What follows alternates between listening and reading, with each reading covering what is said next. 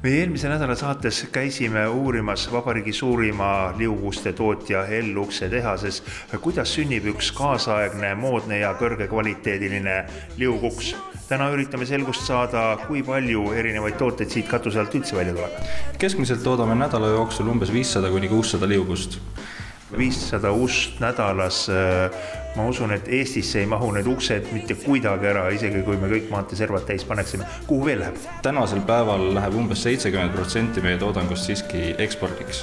Põhiliselt Soome, aga jõudsalt on kasvamas ka Rootsi turg.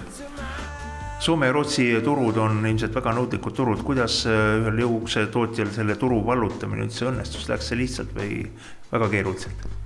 Ega see üleöö tõesti sündinud ei ole, et see on päris pika töö ja pingutuse vili.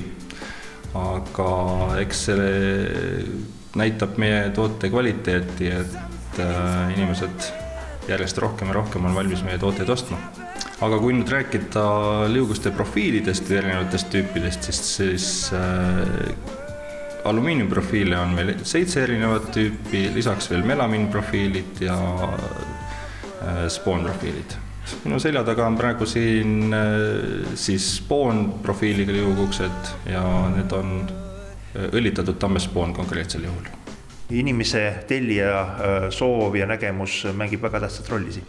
Üle Eesti on meil umbes 70 edasimüüjat, kelle kaudu meie müük toimub. Oleme aja jooksul kõvasti investeerinud erinevatesse masinatesse, seadmetesse, ehitanud tehasse tootmishoonet kõvasti suuremaks, et me saaksime täita piisavalt seda turuvajadust. Ja loomulikult selle asja juures käib kaasas ka kvaliteedi ja tarnetähtaegadest kinnipidamine. Et kvaliteedi nõuded on meil tehase sees väga kõrged. Või teie klient kaupluses salongis teie edasimüüja juures oma tellimuse sisse annab, kui kaua ta ootama peaks? Me oleme võimelised tootma 2 nädala jooksul toote meie tehases valmis, siis umbes nädala jooksul toimub paigaldus. Kas teie liuguste juures on midagi sellist ka, mida nüüd Eesti teiste tootjate juurest üldse leida ei või? Kindlasti on meil üks eripäradest on meie kiletatud klaasidega liuguksed.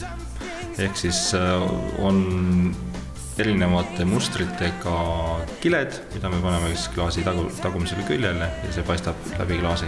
See on väga efektne, peate kodulehelt järele vaatama. Teie edasimüüjaid läbi millise internetilehekülje otsida? Loomulikult saab meie toodetega ja meie edasimüüjate nimekirjaga tutvuda meie kodulehel www.lux.ee.